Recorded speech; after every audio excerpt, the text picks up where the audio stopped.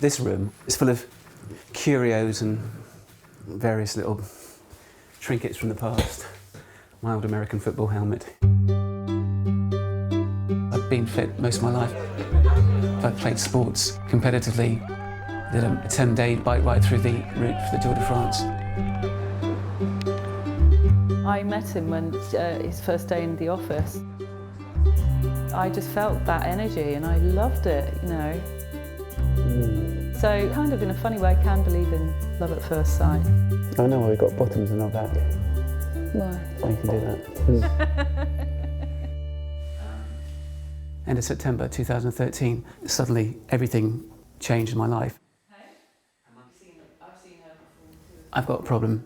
When I go to the loo, there's blood, I'm bleeding. Can I just do your blood pressure? Yeah, of course you can. And there was a number of suggestions: torn muscle, irritable bowel syndrome. And I was even told that I could probably dismiss it being cancer because I was too young, too healthy, etc. Vital signs are good. But for a period of about 9 months, but it got to a point where I couldn't go to the loo at all. I did an endoscopy, and pretty much the minute the probe went up inside me, it found a tumour. It was stage 3 colon cancer, but stage 3 meant in terms of long-term cure. Surgery is really good at getting rid of tumours at an early stage. So I went ahead with the surgery. I went on this course of chemotherapy. Breathe in and hold your breath. And that first scan after my treatment, I was told that there was no signs of cancer. I'd been misdiagnosed. I've got left side joint pain. Post-operation, I've been complaining about the soreness in my back, and doctors came back and apologised that they'd missed on the previous scans that the cancer was in my bones. They found tumours in 8 to 10 spots in my lungs, lower third of my liver, and 5 or 6 lymph nodes. They basically said it's terminal, and it's about pain management rather than treatment. Suddenly my life, my future with my wife, and disappearing into old age hand in hand, wasn't there anymore. My faith and trust in that health system had evaporated. I did a degree in marine biology, hydrobiology. I've always looked at statistics and data, and I had to make a decision about my treatment. But as a scientist, I wanted to follow the science. I did my own research. Hello, Rob Glyn-Jones. And then I came across Dr. Rob Glyn-Jones. And the first thing he said is, I think we can do something with you. I think we can treat you. I was just going to do a CT scan tomorrow and see what we see. The kind of message that he must have got was, well, you probably, why bother, mate? It's hopeless. You might just want to go away and, enjoy what time you have left. Dr. Glyn-Jones put Grant on a drug known as aflibercept, which helps to stop blood flow to the tumours. And then, through a number of recommendations, my wife and I found the Facebook website where a lot of cancer sufferers basically share information. I came across a way of administering chemotherapy in a different way, called TACE. To access this treatment, Grant would have to step outside his healthcare system and travel to Germany.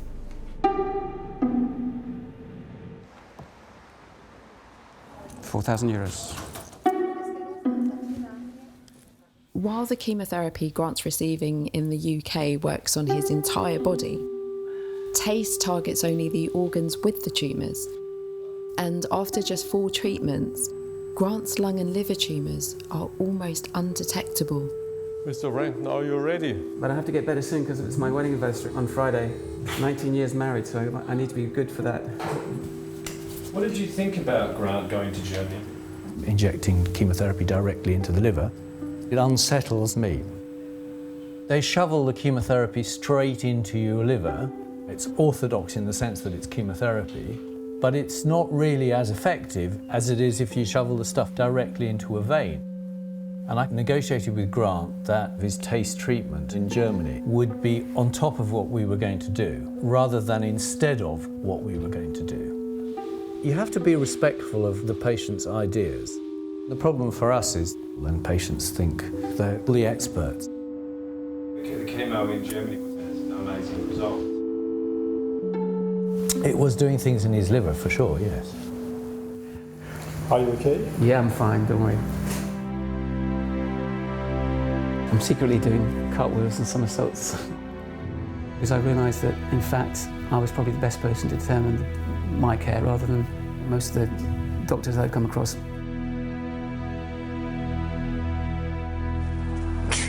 Going for a blood test. I hate needles. I'm scared. September 26th, 2012. I was diagnosed with invasive carcinoma of the breast, so it's breast cancer.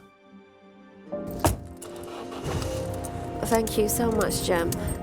The oncologist said it's going to have to be a mastectomy because I was so small. That was my choice. I said that I didn't want to have any surgery, chemo, radiation, or any drugs at all. When I said that I wanted to consider the complementary or alternative route, my consultant, she said, I feel very angry about this. Do you want to die? Surinder, she's never been into any conventional medicine anyway. Never been to hospitals, never been to doctors unless it was emergency. A lot of my family, we don't really take any medication whatsoever. We do believe in the body being able to heal itself. It kind of sounds crazy to say it, but I love my breasts. And to think that one of them was going to just go. And then my friend suggested talking to a naturopath. He said, if it's a hormone-driven tumour, we can treat this. And that was the first time that I thought, oh my God, there's a choice. It felt terrifying and hopeful all at the same time. Come on, let's go then. Let's try this out. It's widely accepted in the medical world that almost all risk for breast cancer is linked to an excess of the hormone estrogen. And many breast cancer patients admit to taking hormone supplements to improve their odds. 32 tablets with each meal. This is frankincense oil. By definition, complementary and alternative treatments fall outside mainstream healthcare, Black seed oil. and they are almost all unproven. I feel like I'm part of the criminal underworld now. And between 50 and 90% of all cancer patients turn to alternative treatments at some point. So, deep breath.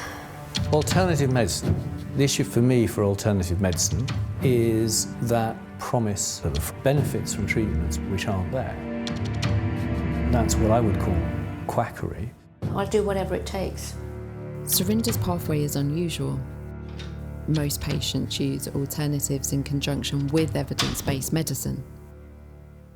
Last year, the results came through. It just said the lump is as it was before. Clearly what you're doing is great. But in the last 3 months, the breast is looking a little bit different. I'm worried that it's spread. Hi, I'm wanting to make an MRI appointment with the breast clinic. Surinder has requested another MRI scan for an assessment of her breast. But because she's turned away from expert advice, her oncologist has refused. She just said, I don't see the point of giving you another MRI or any other scans because what needs to be done is to have a mastectomy. Sorry, I feel really emotional.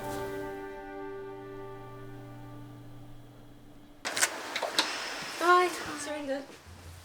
Come in, Surinder. Hello, my lovely. Hi. Go and sit down there.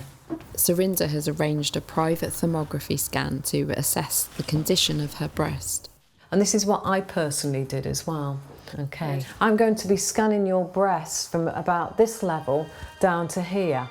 Rosa Hughes is a homeopath who believes she has stabilised a tumour in her own breast using alternative methods. I know, because I've been there myself.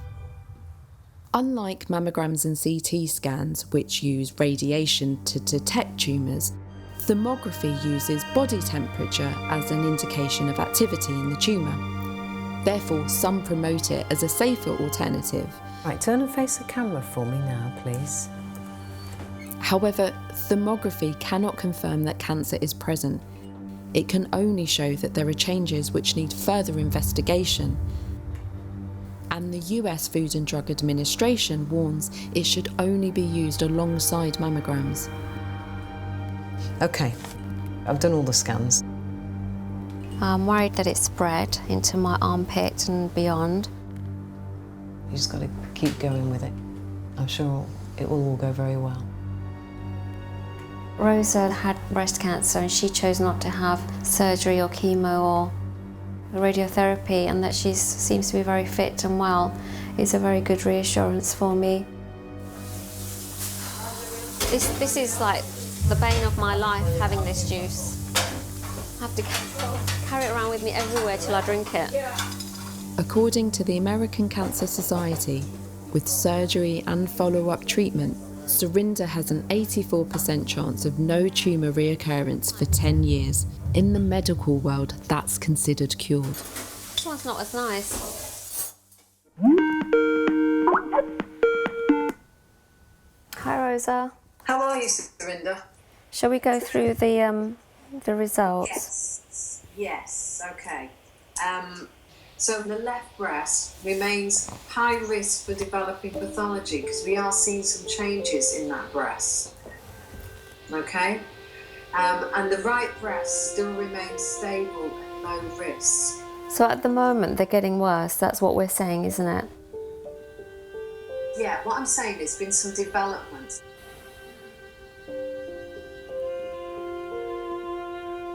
I don't want you to get down about this, it's where you are. Overall, it's a good report, Surinder. None of your other major organs have come up, my lovely. Oh, I see what you're saying, that it hasn't metastasised, it hasn't spread anywhere. Rosa, thank you so much. Thank you. Bye.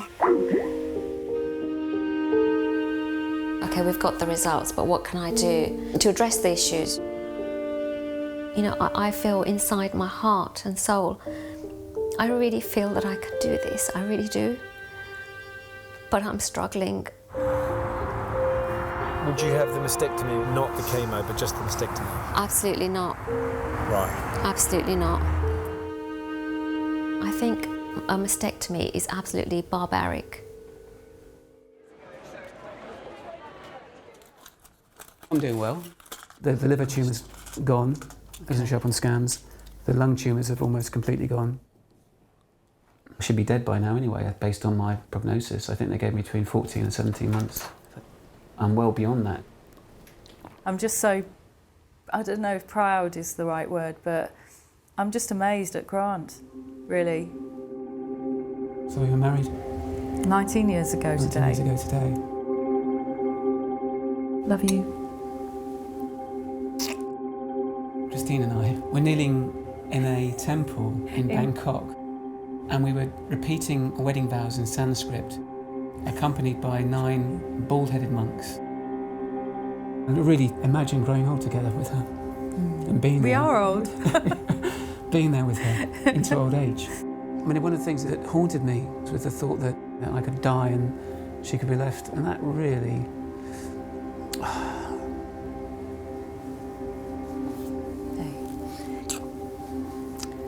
Yeah, that's something that I don't want to even think and contemplate.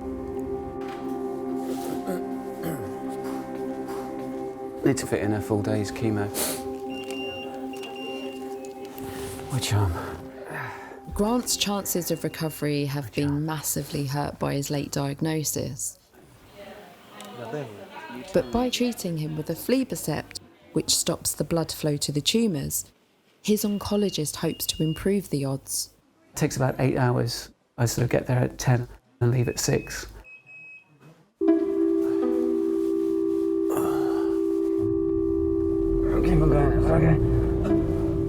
I just feel sick as a dog. Best describe it is like the worst hangover you can have, but then being force-fed the same cocktail again on top of the hangover, it just is relentless. Breathe, Captain.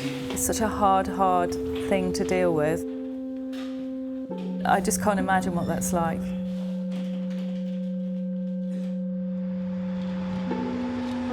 But Grant's plan seems to be working.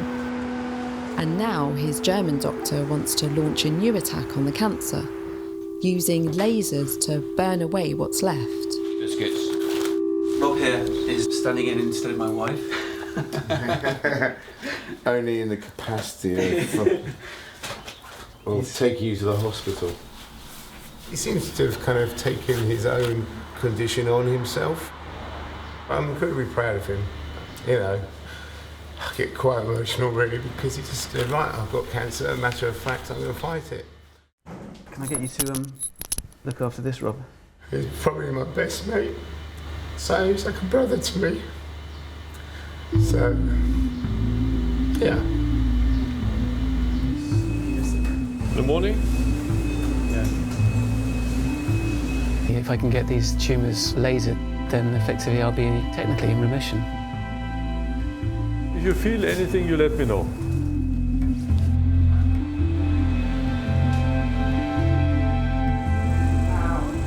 Still painful? Painful? It's only because it's near the ribs. Inhale, keep the arm up so. Over.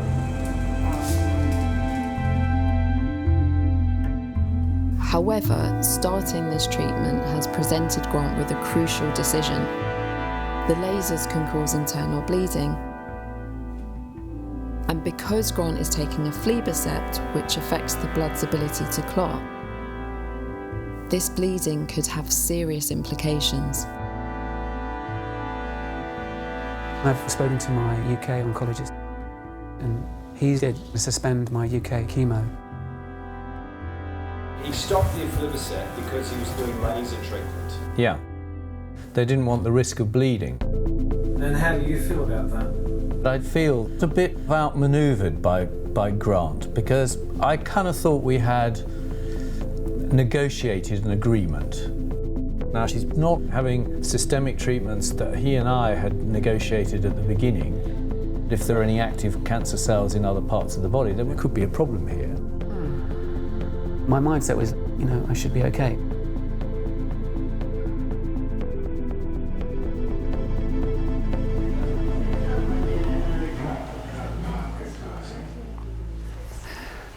Enough chairs in there. We need a bus with it. I'm feeling so positive. What Glyn Jones said to me was that if the tumours are burnt and don't show up any PET scans, and my treatment would cease. So, how are you? Obviously slightly nervous about the results and where we are with things.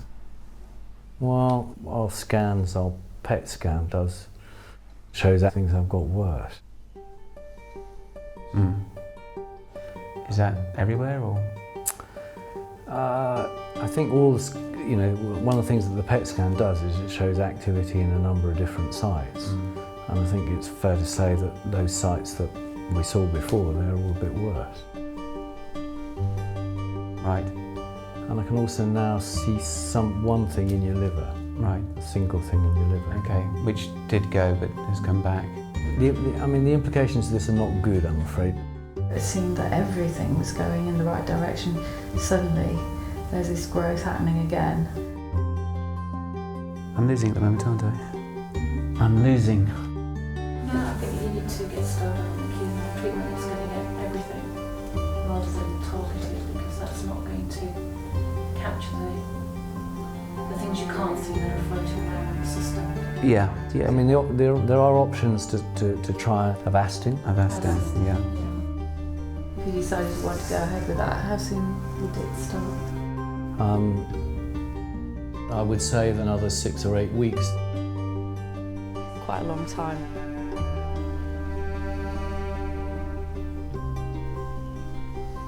In the meantime, just because there was that initial success, I was going to try a treatment in Germany on Wednesday. I'm not giving up. No, you're not giving up, and I'm not telling you to give up, but... yeah, it's not the news we want. It could have been better news.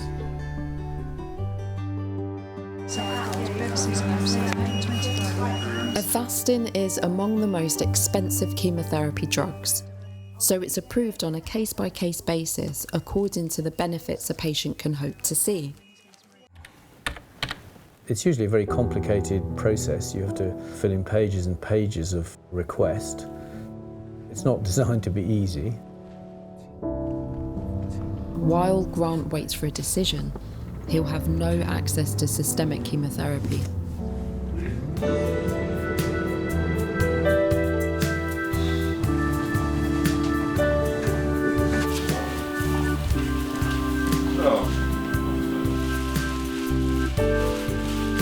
Hello, Mr. Franklin. How are you doing? My breathing's tight.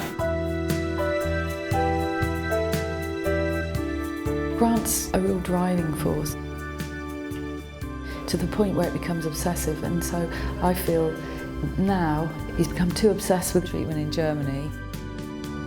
I'm really, really concerned.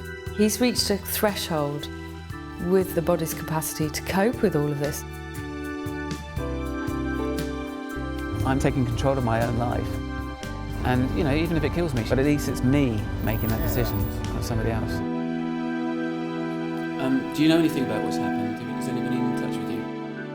We try to bring the Avastin forward a little bit, but they're not able to do that. So we have to wait.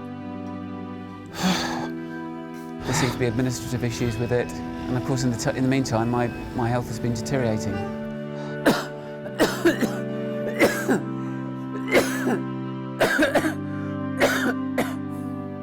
The cancer doesn't take Sundays off. It's a 24/7 condition.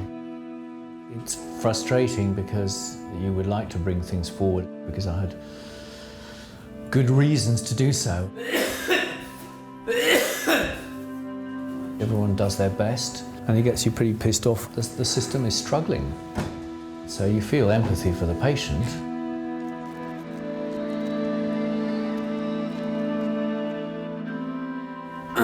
So I'm back in Germany. So now the drugs will work in the next 3 hours. See you later. Please breathe in and hold your breath. Professor Vogel took me to one side, and I thought, oh, here we go. There was some cancerous cell growth. It wasn't there 5 weeks ago, and it's now filling about a quarter of his lung. Professor Vogel said he's not going to last till Christmas.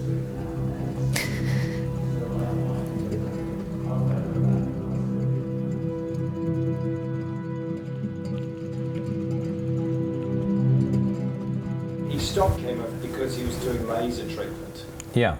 The first course of aflibercept completed April, and then we had a gap. How long was the gap? 6 months. So you had 6 months without any chemo from you? Yeah. Oh, darling. I want to live. That's what I want.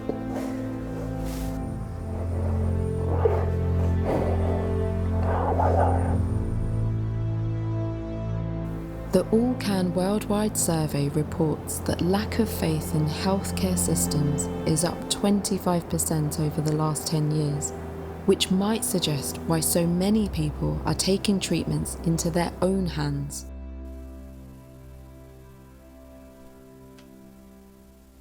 How I learn about new treatments is usually on the internet and doing vast amount of research and then contacting the source. So there are a lot of people out there who are just out to prey on vulnerable people and make money. So I don't just think, oh yeah, I'll take this product. And it needs to come from the horse's mouth.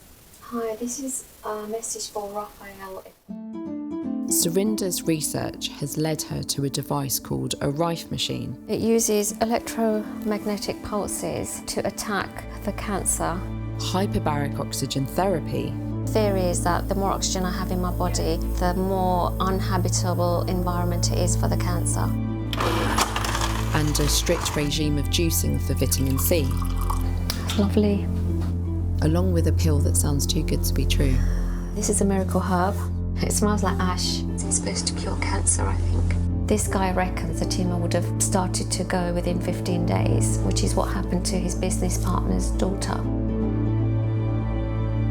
And this person who's given it to you, is he a doctor? Is he reputable in terms of medicine or anything like that? Or is he No, but he's been researching it and case examples of its success. Anecdotal? Most of it's anecdotal. I mean, have there ever been any clinical trials? No, it's that strange thing, because there's no pharmaceutical involvement at all.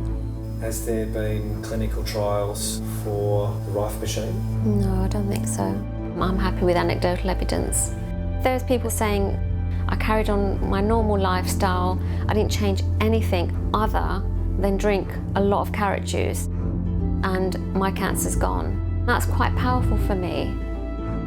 Patients say, you go and look on the website and you see all these wonderful praises and things. And I say, yeah, but the problem is dead people don't write those commendations, actually. They're not able to do that. My research suggests that carrots actually can cure late-stage cancers. And the question is, well, why not? Why don't I try it? If it's going to work, then there's everything to gain. And if it doesn't, then I've just, taken a lot of carrot juice, which is meant to be good for you anyway. One of the sources of Surinder's evidence is internet influencer Chris Walk. That's his photo there. He runs a consulting service and website called Chris Beat Cancer. So, my name is Chris Wark. Chris's website says he was diagnosed with stage 3 bowel cancer. He opted for a strict plant-based diet. Every day was just overdosing on nutrition. That was the strategy. Just put as much raw fruits and vegetables, tons of juices in my body. I did vitamin C IV therapy. I took tons of supplementation. Pretty much, like I said, anything I could find and afford. Chris's social media following is into the hundreds of thousands, and his aim is to inspire people to focus on diet as a cure for cancer. And my message is that, your choices matter, that cancer can be healed. I've interviewed lots of people who've healed, all types and all stages, and that nutrition is powerful. Multiple sources: American Cancer Society, World Cancer Research Fund, Cancer Research UK, all link healthy diet to cancer prevention and a strong immune system. This juice is great because it's got quite a wide mouth, like myself. But no studies have proved that diet can actually heal cancer. And what's really alarming is that Chris's headline message isn't giving the full picture. Those kind of drugs are much less destructive than chemotherapy. Shortly after his diagnosis, Chris had surgery to remove part of his bowel. According to the American Cancer Society, when following standard treatments, the survival rate for stage 3 bowel cancer is 90% for 5 years. That's considered cured, but it's something he plays down in his story. It would appear to me that you're saying raw fruits, nutrition, etc. cures cancer, and yet surgery is curative. Well, it's definitely curative for stage 1 and 2, not necessarily for stage 3 or 4. What would you say to a critic who says it's misleading to present your story in this way? Yeah, well, I disagree. I don't think it's misleading at all. I think it's misleading to take the 600,000 cancer patients who die every year in the US down a road of pain and suffering, giving them false hope that you can cure them. That's what I think is misleading. I'm contacted every single day from patients who've done everything the doctor says, and their cancer's worse. It's spread, it's in their brain, it's in their liver, it's in their lungs, it's in their bones, and they're reaching out to me for help because conventional therapies failed. But surely this is misleading. Thank you all so much. I'll hang around and we can talk. The survival rate for stage 3 bowel cancer is 90% with surgery and adjunctive treatment. Chris's message is dangerous, especially coming from someone with a perceived expertise due to their immense following. One of the difficulties that I've had is not having a lot of knowledge. What is the right thing for me? To help weigh up her options, Surinder is reaching out to Patricia Peets, an experienced oncology nurse who is also unusual in having extensive knowledge of alternative treatments. Hello, Surinder. I thought I wasn't going to get you then. Have you at any point sort of reconsidered surgery? It's been put to me again, but I really don't feel it's the right course of action for me, Patricia. I really don't. And I don't know whether it's just, I'm just being informed by my instincts or...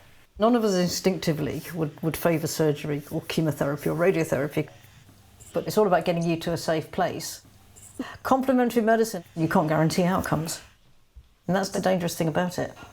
If what you've done naturally so far has not, the tumour's grown, I have great concerns that, without surgery, you're not going to be in a safe place.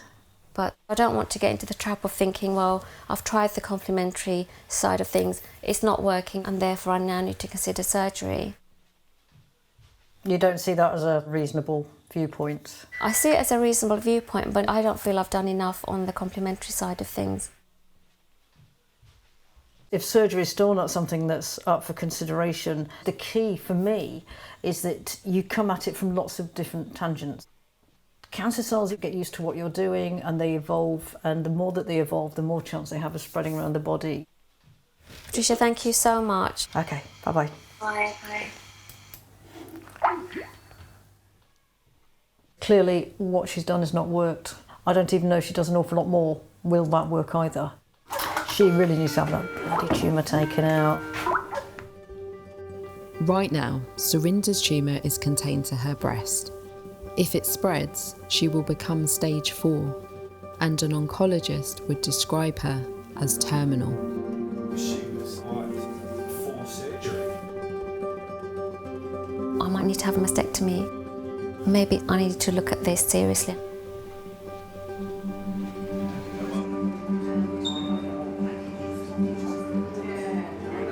An up-to-date picture from Germany, the cancer is progressing in my lungs.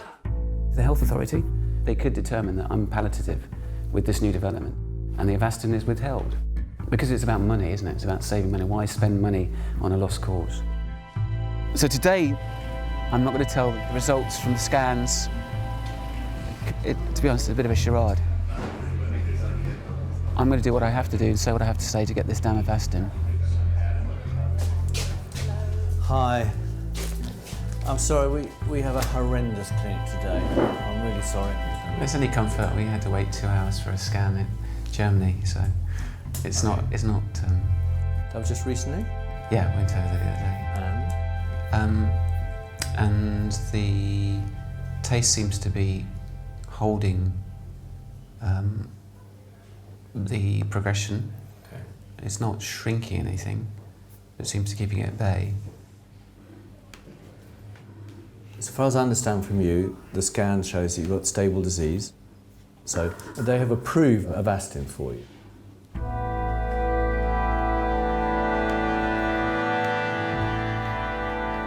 what you wanted. Yeah.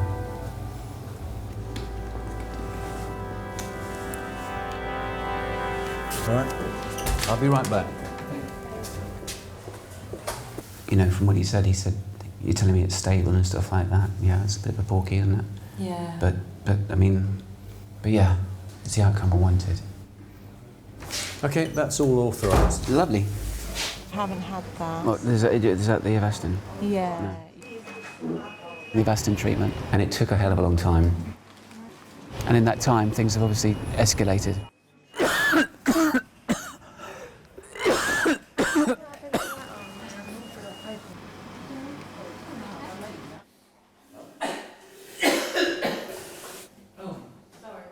Grant came into the room, was coughing into his hand, and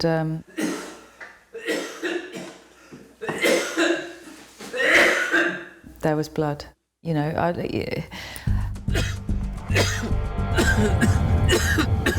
we decided to take Grant down to A&E.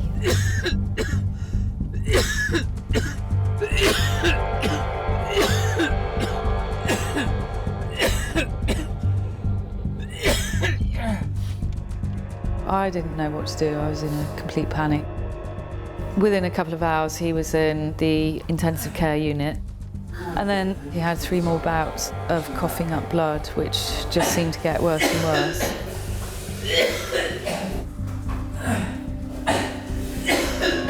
And I just saw him between the gaps of the curtains, you know, sort of white linen everywhere, but this red just all the way down his front, all down his face. And then just all these staff standing around, basically. Not you know, just being attentive, but really, what could they do? What could they do? You know?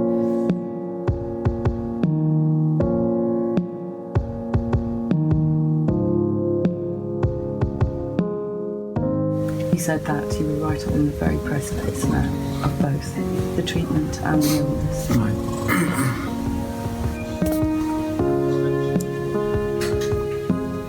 You give me courage. I wouldn't be this strong if I was on my own, you know.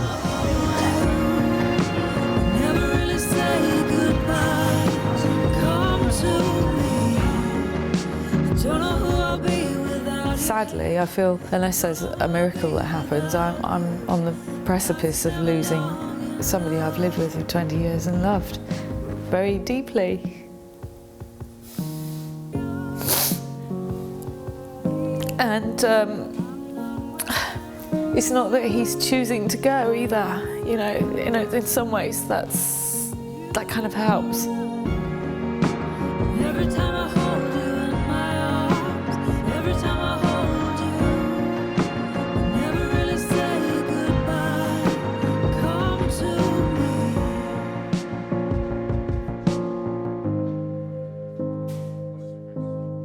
Even if I'd given him that chemotherapy, it might not have been effective, but I did feel that he had not had sufficient systemic chemotherapy, yeah.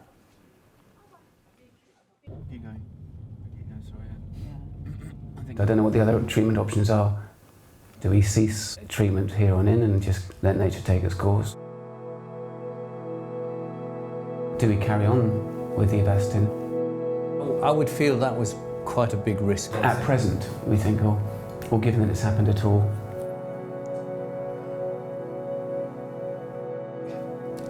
Certainly at present. You've had a bleed already that you've ended up in ITU. I don't think that's a great idea. But are there any other options in terms of treatment? Well, yes, there are. I mean, I'd rather you were a bit stronger than you are now. You know, I'd give it a go. I'd back my body. I know you do. I did audition for a superhero, Avenger. I was going to be on the Avengers, but they couldn't find a hat big enough, I think.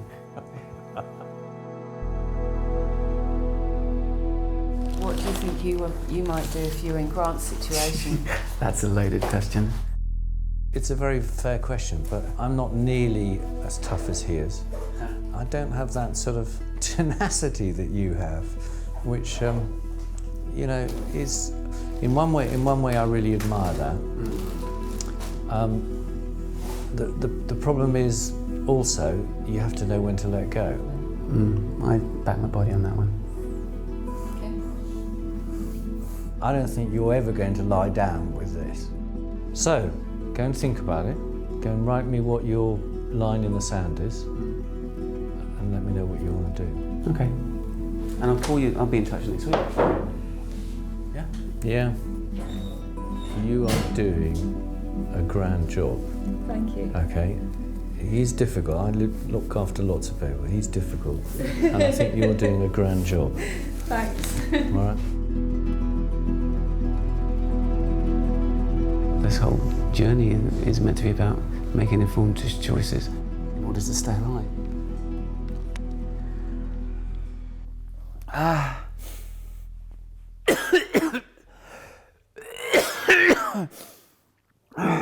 You know, I want to push the boundaries, and I'd rather die doing so. I don't think I want to give up.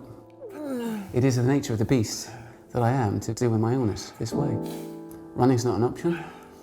Because it's not. I mean, you can't run away from death.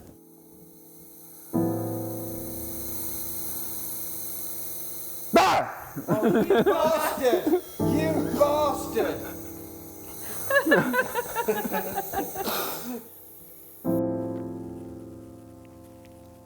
nervous about today? I am nervous. So nervous that I couldn't put my mascara on, kept getting it on my eyelids. This is my third set of scans.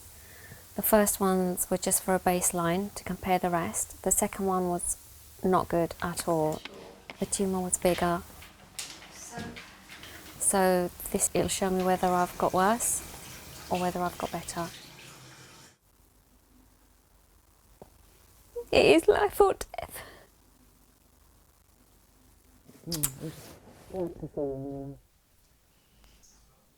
So this is before, okay, and as you can see there's quite a bit of activity in this breast. That's where you were when I first scanned you. Look how cool that breast is now. We're not picking up any activity that would suggest that the tumour was active at this moment in time. I don't think it's sinking in. I know. You have jumped in 6 months from high risk to low risk. It's actually got better. Yeah? So, I'm just so delighted for you, really am. You may never get to the point where you get rid of that tumour. I've not got rid of mine. I've still got it. I just feel a bit stunned. They're definitely my results, aren't they? They're definitely your results, yeah. I recognise my boobs. If her scan can be trusted, then it is staggering. Even though Surinder has relied entirely on methods that have no proven medical value, her scans suggest an improvement. Get out there, enjoy living life. I feel absolutely stunned.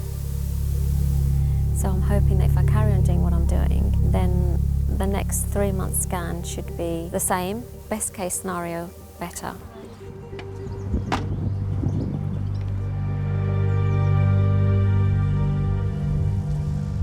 While Surinder celebrates, it's doubtful she has the full picture about her tumour.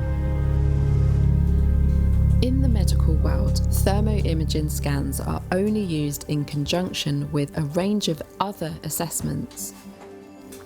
So to get clarity, Surinder's results need to be assessed by a radiologist. But that's not something she's prepared to consider. It feels really uplifting. She believes a radiologist will be critical of her choices, and she wants to stay in a positive frame of mind.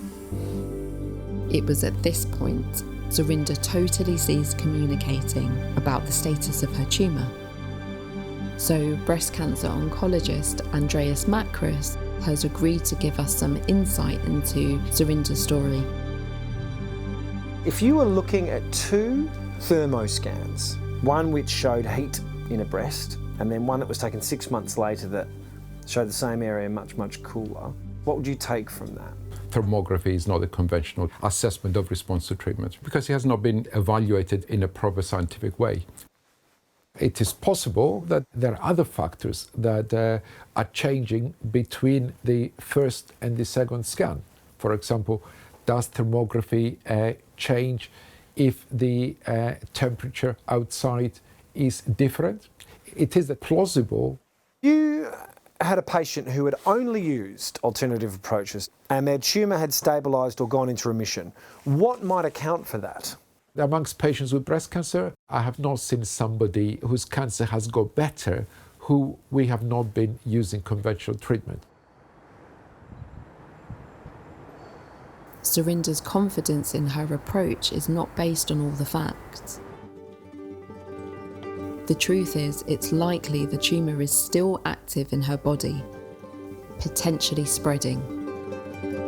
You're not worried though? No, I'm really not worried at all. Where I'm aiming now is just to sit here and say, I don't have cancer anymore, and I've done it. I'd love to be able to stand on a stage with thousands of people and be able to share my story, to be able to share my strength and the bravery and the courage to do this without surgery.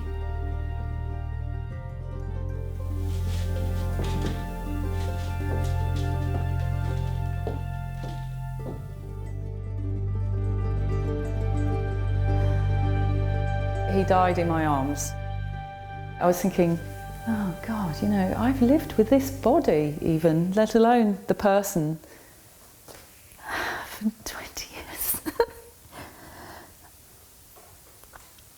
We went through about 100 songs last night. Yeah. And then I said, I know the song. As soon as we played it, we knew, didn't we? That was the one. Yeah, so Grant's coffin is going to be carried into the church up to the pulpit. And when they come in, this is what's going to play.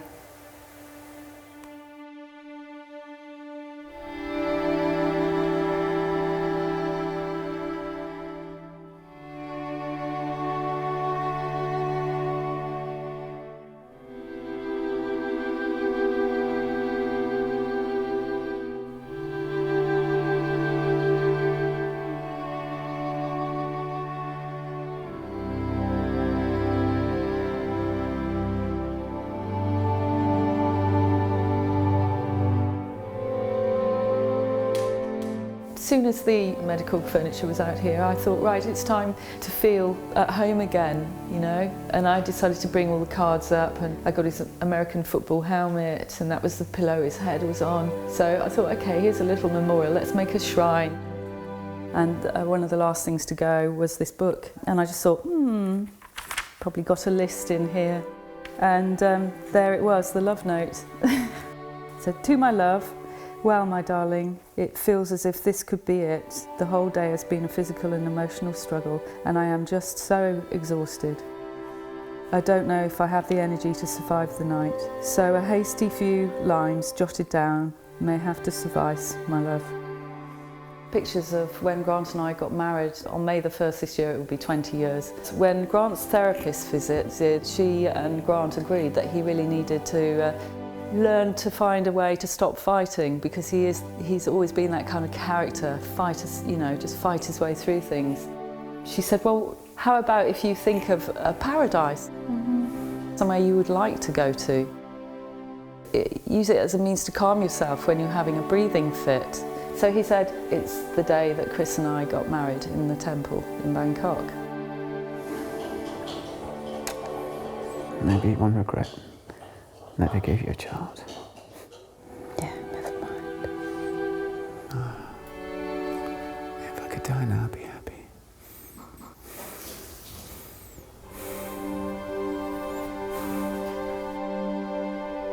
For Grant, taking treatment into his own hands and going outside of the system gave him a sense of control over his destiny.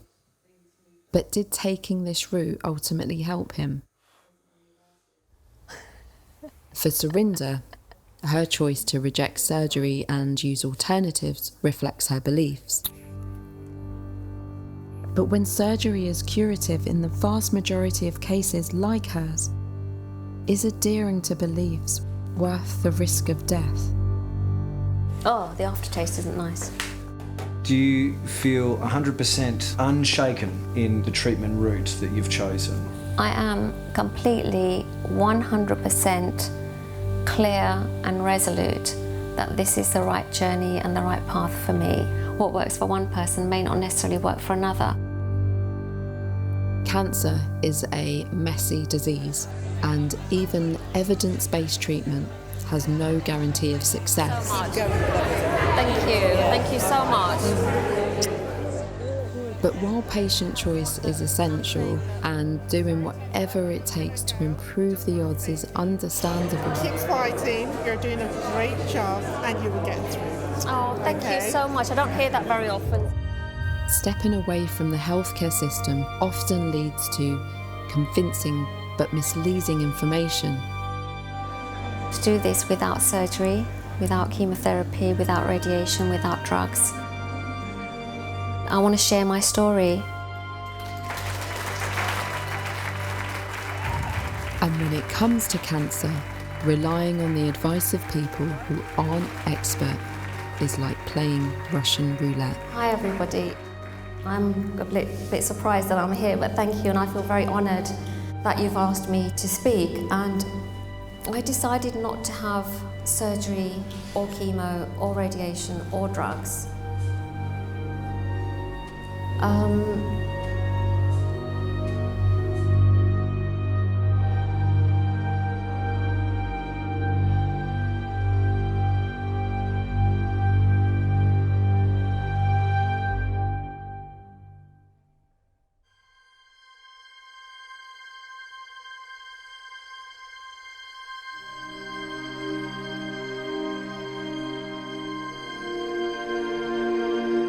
Within 18 months of completing filming for this documentary, Surinder's tumour metastasised into her bones and lymph nodes.